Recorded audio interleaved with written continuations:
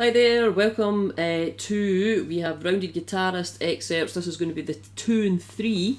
It's getting into starting to use the right hand and actually doing some plucking with the right hand. So in the first one you're using the picks, this one we're going for the right hand. So let's have a look at it. Thumb is called P, index is called I, middle's called M, and ring finger's called A. So it's like Pima. Now the most important thing about using the fingers is the actual way that they're plucking, so we need to get them plucking correctly. So how to do that is make a fist, stick your hand over the sound hole, put your thumb up on the 6th string, and then just raise your hand about maybe 2-3 centimetres away from the strings. Don't be resting down on the strings here or holding on or resting anywhere. It's different when you're playing with your fingers than it is when you're using a pick. When you're using a pick you want some support from somewhere.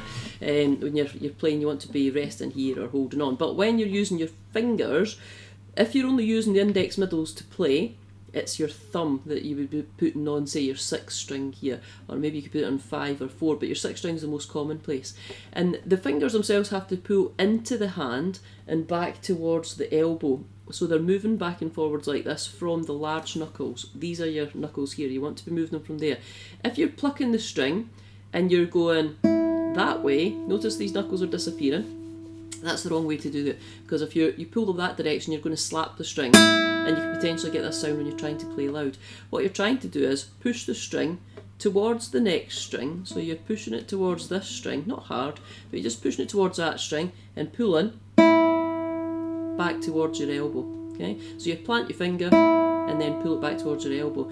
The main fingers for playing when you're just doing a single line melody are this one and this one, index, middle, index, middle. So you walk between them, so they go up, down, up, down. Now you'll notice in the book there that I mentioned technically perfect. That's to do with plucking, and when you pluck your index finger, take it up with the other fingers, touch the palm of your hand here. Do this for a little while when you're practicing.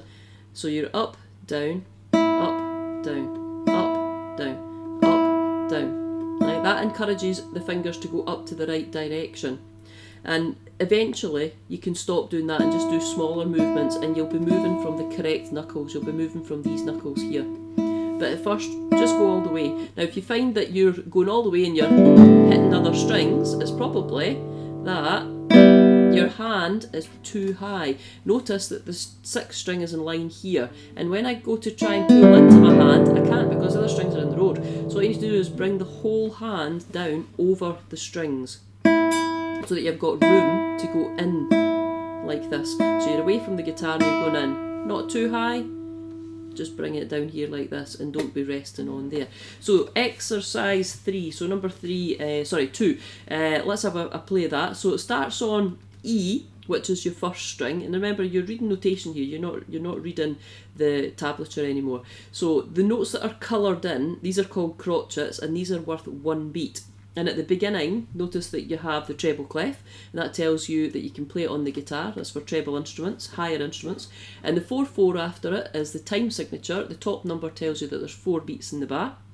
And then at the very end, there's the 2 beat notes. If you notice, there's 2 of them in the last bar, so they're going to kind of last for 2 counts each. So from the beginning, get yourself a metronome. That would be a great idea, and it counts you in as well. So it's like tick, tick, tick, tick. There's lots of metronome apps that you can buy. So anyway, I'll count you in and we can have a go at this. You've got to alternate your index and middle fingers, remember, and go all the way up to the top and down with each finger. So we're starting on E, and then it goes to B, the 2nd string in the 2nd bar. So here we go. So it's 1, 2, 3, 4.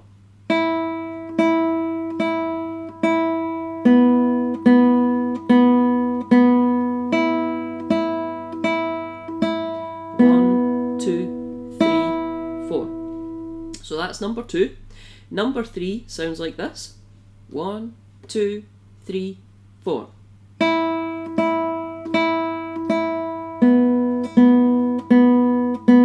Goes to the G, 3rd string.